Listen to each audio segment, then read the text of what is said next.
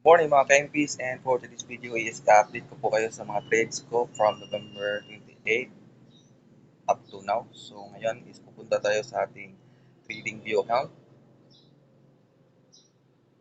and chart.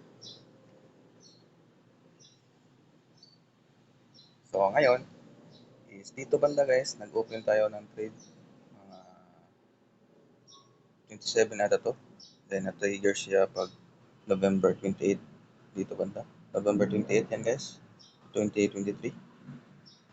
Yan. Then na-take profit siya guys around November 29, 2023, alauna ng umaga dito banda guys. So, tignan natin kung magkano to. So, yung trading platform ko guys is OKX. Ito yan. OKX trading platform. Then, tignan natin sa trade. And yung history. So, dito banda.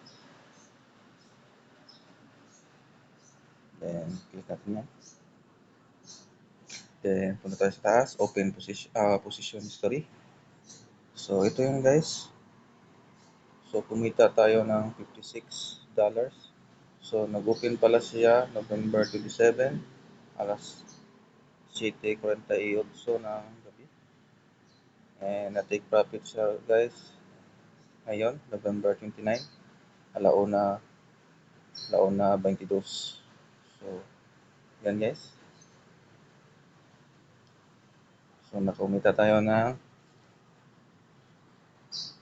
$56. So, 9%.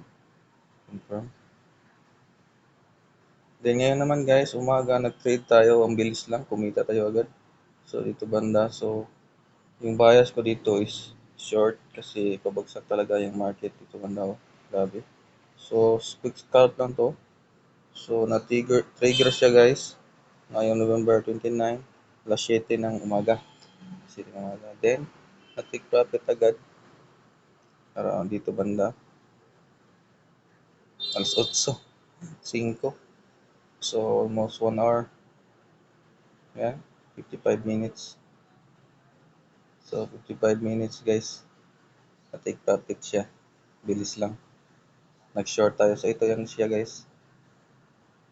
So kumita tayo ng $15 saglita na trade. You know, hindi pala umabot ng isang oras. So yun guys, ayos din. So November 29 yan guys, 2023. So yan yung update ko ngayong November trades. Ayos na din guys.